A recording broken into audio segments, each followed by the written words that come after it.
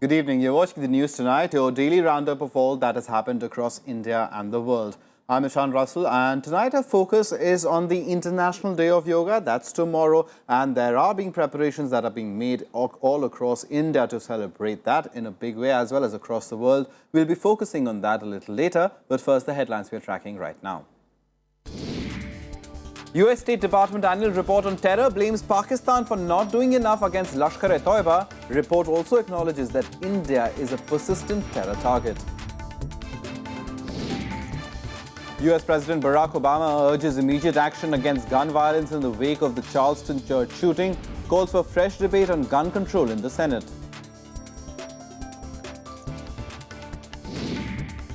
The Congress threatens to disrupt monsoon session of Parliament if External Affairs Minister Sushma Swaraj and Rajasthan Chief Minister Vasundhara Raje do not resign over the Lalit Modi episode. War over the Aam Aadmi Party ad begins. BJP could approach Supreme Court against the advertisement. The Congress demands expenditure on ad that eulogizes Arvind Kejriwal be made public. And a day after the downpour, Mumbai breathes easy. The rainwater recedes as train and road traffic normalize.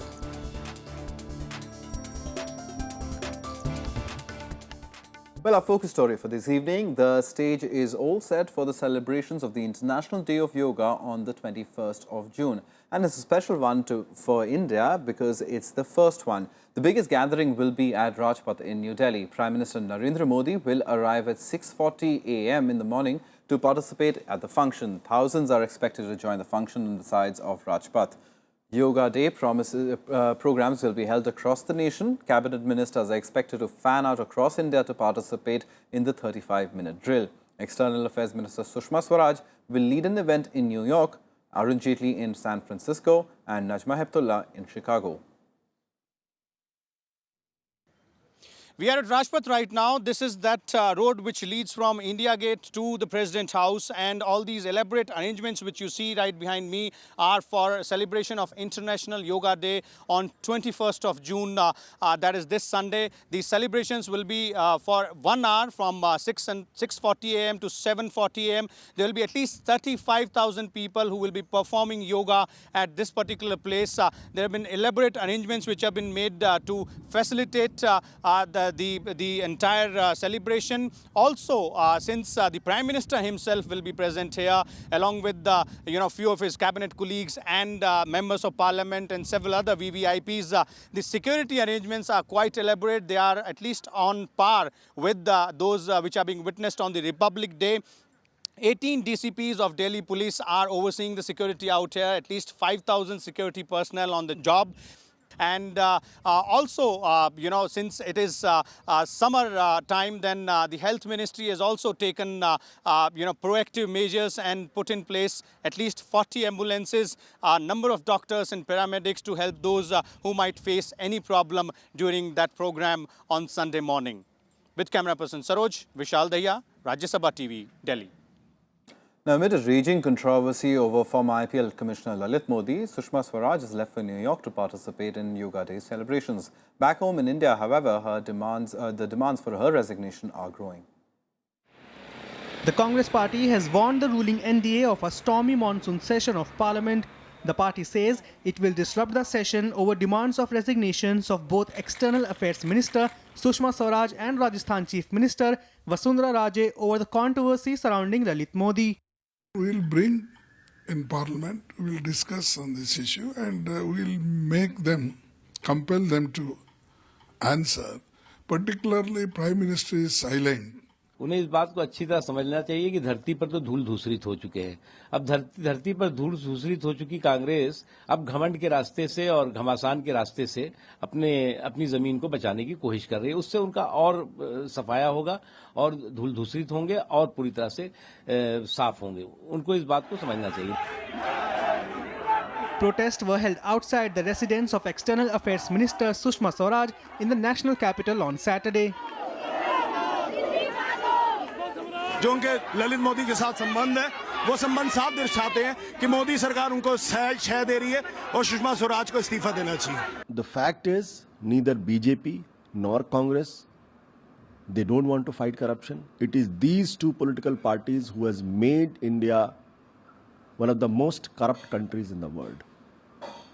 This is high time the people of India should reject both these political parties. Meanwhile, notwithstanding the growing opposition against her, Sushma Swaraj left for New York on Saturday. She is set to participate in the International Yoga Day event being organized by the Indian Mission at United Nations. The event will be attended by UN Secretary General Ban Ki-moon, among others. Bureau Report, Rajya Sabha TV. Let's now take you nationwide for a few other national news and updates. The Indian Army foiled a major infiltration bid by militants in the line of control in the Kupwara district of Kashmir, killing one terrorist. A group of 6 to 7 heavily armed militants were trying to sneak into the Indian side when their movement was picked up by surveillance equipment. Indian troops responded to the bid, resulting in heavy gunfire from both sides. The Assam police foiled a bomb blast attempt by the band Ulfa at the world-famous Kamakya temple. Police arrested a member of the group, Deepak Rabha, who told interrogators about the conspired explosion during a four-day festival beginning from Monday. The explosives were hidden near the Kinamuk area of on the airport road, which was later defused in a nearby field by the police. Odisha is likely to witness heavy to very heavy rains coupled with strong surface winds till tomorrow under the influence of a depression over the Bay of Bengal. Satellite images indicate that a well-marked low-pressure area has concentrated into a depression and lay centered about 200 kilometers south of Puri. The IMD has also issued a warning asking fishermen in southern Andhra Pradesh not to venture into the sea. A Jodhpur court has turned down the bail plea of self-styled godman Asaram Babu. This is the 6th time that his bail plea has been rejected. The court said that an accused in such a crime does not deserve bail. Asaram is in jail since September 2013 for allegedly raping a minor. Andhra Pradesh and Telangana today decided on the sharing of the quantum of the water of the Krishna River. According to the decision, Andhra Pradesh will get 511 TMC of water from Krishna River for the next 1 year, while Telangana will get 299 TMC.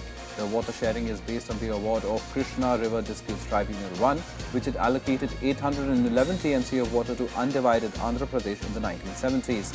The centre had convened the crucial meeting yesterday to discuss issues related to the notification of the jurisdiction of the Krishna River Management Board, KRMB, on various projects within the provisions of the Andhra Pradesh Reorganisation Act.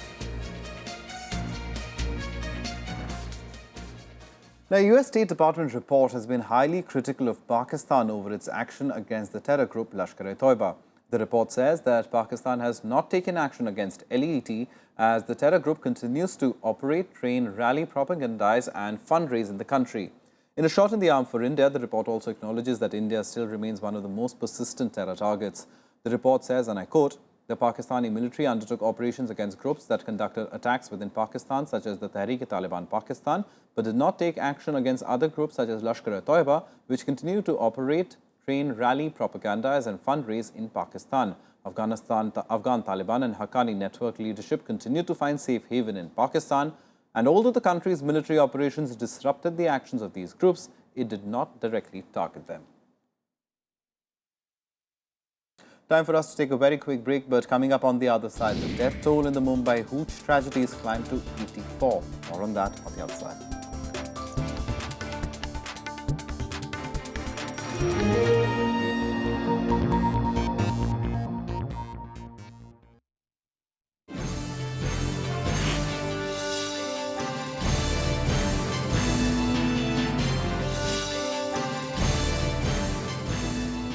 Hello and a warm welcome to our special report, the program that brings you a ground zero view from whichever part of the country the Rajya Sabha TV cameras are travelling.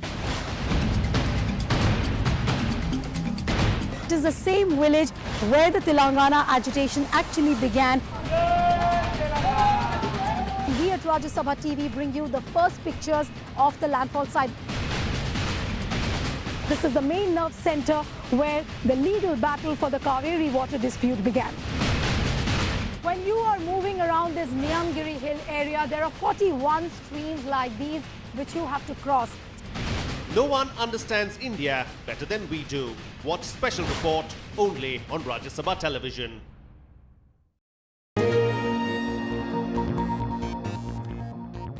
Welcome back. You're watching the news tonight. Now, controversies seem to follow Delhi Chief Minister Arvind Kejriwal like his shadow these days. After the episodes involving his law minister and one of his MLAs and former law minister, this time an advertisement brought out by his party that could land him in trouble. The opposition is now demanding action against Kejriwal for violating the law of the land. And the Delhi Chief Minister finds himself in the middle of yet another controversy. This time, it's this 2-minute-long advertisement that the AAP has brought out over its campaign against corruption. The ad does not mention the Delhi government even once, but makes references to Kejriwal 11 times. Kejriwal की सरकार आई और केजरीवाल मुख्यमंत्री बने. The opposition is calling it a violation of law. It is violative of Supreme Court guidelines. It's not just photographs, but you cannot glorify leaders, chief ministers based on public money. The Aam Aadmi Party should actually, the entire advertising expenditure that this campaign was incurred on, I think Aam Aadmi Party must foot the bill. The Aam Aadmi Party government, the Kejriwal government, is bypassing every direction the Supreme Court has given. So they are not using Kejriwal's picture, but they are naming Kejriwal 11 times, making a comparison which is absolutely lie, and giving totally false figures. It's an advertisement which goes against the core values and principles of the Aam Aadmi Party or on the principles on which it was founded. It's really very unfortunate and quite shocking. The opposition's position has been strengthened by a May 2015 Supreme Court verdict that said that the government ads can feature pictures of only the Prime Minister, the President and the Chief Justice of India. The apex court also said that even these three personalities will have to approve whether their photos will be there. The ruling meant that chief ministers and governors cannot appear in such government ads. Eminent lawyers say the AAP is on the wrong side of the law in this matter. It will come under the ambit of a contempt, and anybody can approach the Honorable Supreme Court, and the Honorable Supreme Court can issue the contempt notice, and it is now up to the Supreme Court, because he himself or the Delhi government straightway is challenging the order of the Honorable Supreme Court. Now it is up to the Supreme Court how they will deal with it. But the AAP is standing ground. It says there is no violation on its part. There's nothing wrong with the advertisement. We have fully complied with the orders of the Supreme Court. The only fact is that BJP cannot tolerate the fact that Aam Aadmi Party's government is in existence in Delhi. While the BJP is threatening to approach the Supreme Court against the ad, the Congress has sought information on the expenditure on the ad through an RTI. The response to that by the AAP has been that they are in the process of calculating the exact cost. The Supreme Court could also take suo motu cognizance against the AAP ad. Bureau Report, Rajya Sabha TV. हमारे लिए तो केजरीवाल बहुत ही मददगार बन गया है. The death toll in the Mumbai Hooch tragedy has touched 84. At least 34 others are hospitalized in 8 different hospitals of Mumbai. 3 of those arrested have been remanded to police custody till the 26th of June. The death toll in the Malwani Hooch tragedy continues to rise. It crossed 80 on Saturday afternoon. Over 30 others are hospitalized. 4 excise officials have been suspended for dereliction of duty, including an excise inspector, a sub-inspector and 2 constables. In all, 6 people have been arrested, while 8 policemen are suspended.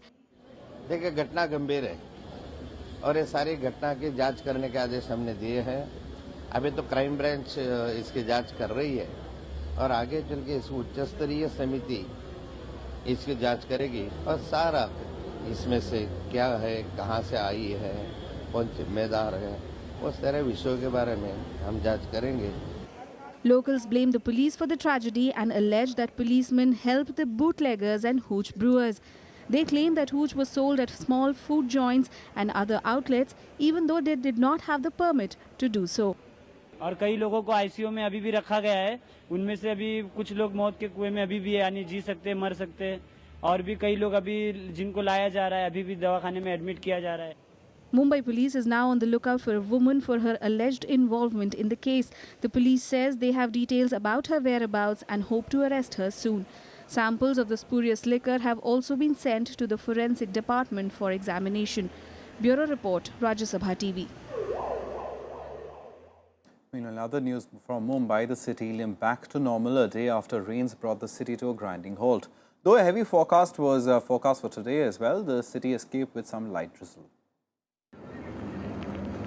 It rained worth 15 days on Friday in Mumbai. The city was crippled with train and road services coming to a grinding halt.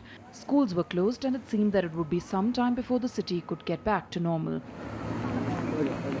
But Saturday was a different day in the metropolis. With just a drizzle in the morning, rainwater began receding from the roads. Train services that were badly hit yesterday resumed. आज तो हम तो train से आ रहे हैं, कल तो बहुत ही मुश्किल थी, गाड़ियाँ थी, आज थोड़ा है रियात है, आज थोड़ा बहुत गाड़ियाँ भी चल रही हैं। यहाँ से न्यू बॉम्बे तक जाना है मुझे, कल इतनी बारिश थी मेरे घर के अंदर भी पानी भर गया था घुटनों तक और जा नहीं पाया और आज भी वही हालत है, बहुत फिर भी कोशिश कर रहा हूँ जाने का, अगर ट्रेन ठीक रहेगा तो जाऊँगा लेकिन यह हर साल की परेशानी यहाँ पे। There was a forecast of heavy rain in the city today and residents were advised to stay indoors. इस शहर को बारिश के समय में 24 mm बारिश होती है इस शहर में, तो इस बार ये एक दिन में ही 300 mm के आसपास बारिश हुई, जिसको हम कह सकते हैं कि पूरे सीजन का 10% बारिश एक ही दिन में यहाँ पर हो गई। But for now, the city was spared the return of the June 2005 nightmare that virtually brought it to its knees. Bureau Report, Rajya Sabha TV. Time now for a very quick break, but coming up on the other side, all the international news. Obama calls for a debate on gun culture in the US after the church shooting incident. More on that on the other side.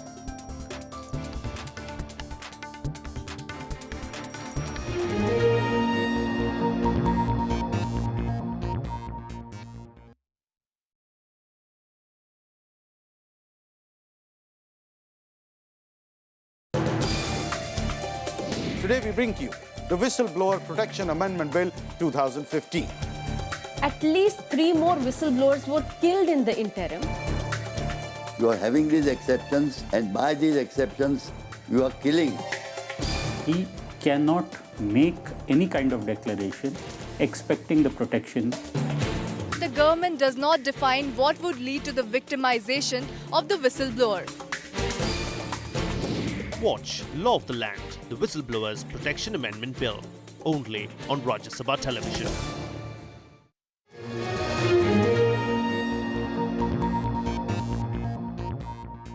Welcome back here with the news tonight.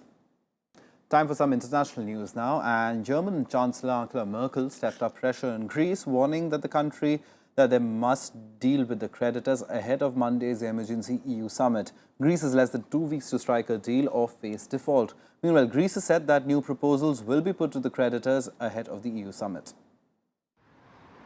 Pressure is mounting on Greece as time runs out for it to strike a deal with its creditors for another financial bailout. German Chancellor Angela Merkel has warned that there is no point in holding an EU emergency summit on Monday if no deal is struck before that. Sie haben gehört, dass am Montag ein Gipfel der Staats- und Regierungschefs ist, aber da will ich ganz klar zu der Erwartung sagen, ein solcher Gipfel kann am Montag nur dann ein Entscheidungsgipfel werden, wenn es auch eine Entscheidungsgrundlage gibt. As Greece edges closer to a default, bank withdrawals accelerated in the country and the government revenue slumped. The European Central Bank had to expand an emergency funding to keep banks on their feet. Meanwhile, Greek Prime Minister Alexis Tsipras exuded confidence that a deal will be struck soon. Getting critical. The current economic assistance program to Greece runs out in 11 days. 4 months of negotiations have not led to the necessary compromise. The Eurogroup meeting yesterday did not manage to break the deadlock. The game of chicken needs to end, and so does the blame game. If Greece fails to make a repayment to the IMF before the June deadline, it will have to leave the Eurozone and possibly also the EU. Athens and its international creditors remain deadlocked over a debt deal, and the former refusing to introduce reforms on pensions or value-added taxes. The European Commission and IMF are unwilling to unlock bailout funds until Greece agrees to that. All eyes are now on the crucial EU meeting on Monday. Bureau Report, Rajya Sabha TV. US President Barack Obama has urged for immediate action against gun violence in the country in the wake of the Charleston shooting. He also called for a fresh debate on gun control in the Senate. Meanwhile, hundreds of people rallied together to remember the deceased in Chicago. The apparent motivations of the shooter remind us that racism remains a blight that we have to combat together. A strong appeal from the President of the United States to stop gun violence. Calling racism a blight in the society, Obama recounted the list of mass shootings that have plagued the US in recent years. He also hit out at the US Congress, saying if it had enacted the gun control measures earlier, at least some of the tragedies could have been prevented. I was simply making the point that we have to move public opinion. We have to feel a sense of urgency. Anti-racism slogans echoed in the streets of Chicago as hundreds rallied on the streets. Obviously, we're surprised at the lax gun laws in our state as well as our country, because there are too many crime guns on the street, but we need action. Accused of the Charleston shooting, Dylan Roof had planned to attack a college initially.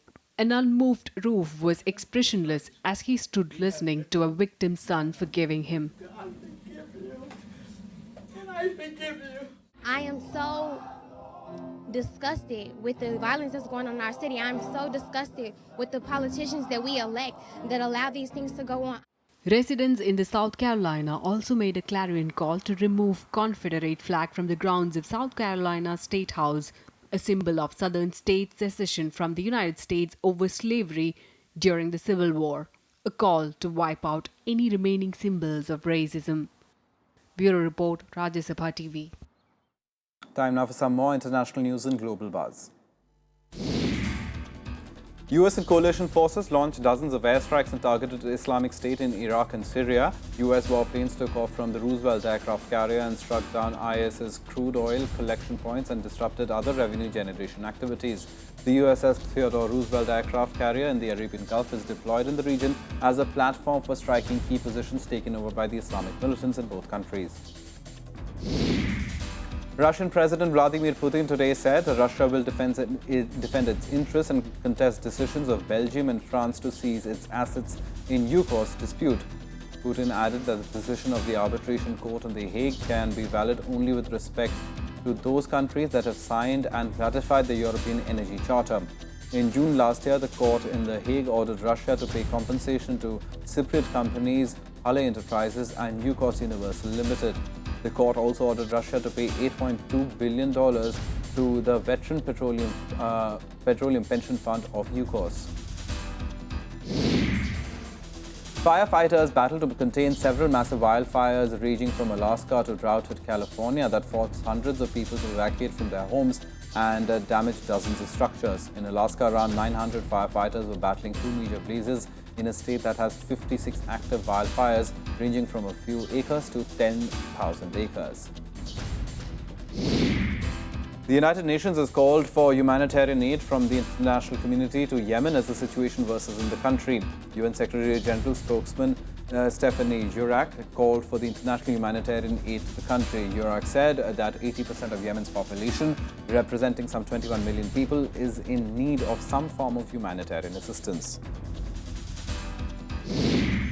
South Korea's health ministry today said that no new cases of Middle East respiratory syndrome or MERS has been recorded, the first time in 16 days. There are also no more deaths, leaving the total deaths from the outbreak at 24. A total of 166 people have been infected so far, which is the largest outside Saudi Arabia.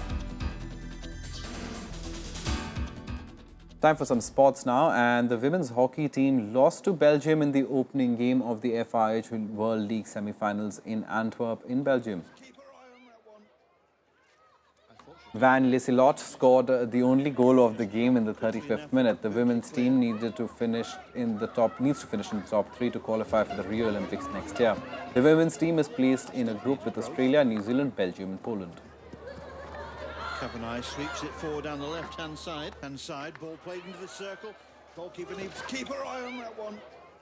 A look at what else is making news in the world of sports. Five-time champion Vishwanathan Anand defeated reigning world champion Magnus Carlsen to jump to joint third spot after the end of the fourth round of the Norway chess tournament. After 3 draws in the first 4 rounds, the Indian ace crushed Carlsen in all departments of the game to move up to 2.5 points out of a possible 4. World number 2 Roger Federer eased into the Jerry Webber Open final with a straight set victory over Ivo Karlovic. The Swiss top seed won 7-6, 7-6 to move closer to a record 8th title win in Hall. Federer will meet either Italy's Andrea Sippe or second-seeded Kei Nishikori in Sunday's final. Host Chile brushed aside Bolivia 5-0 at the Copa America to finish at the top of the group. Striker Arangues scored twice, while Arsenal's Alexis Sanchez and Gary Medel scored a goal each. Bolivia also progressed to the last 8 despite their defeat as they finished second in the group. Brazilian striker Neymar will miss the rest of the Copa America after being suspended for 4 games. The 23-year-old Barcelona forward was shown a red card for clashing with Colombia players following Brazil's 1-0 defeat in their most recent group game. Brazil will play Venezuela in their final group game on Sunday.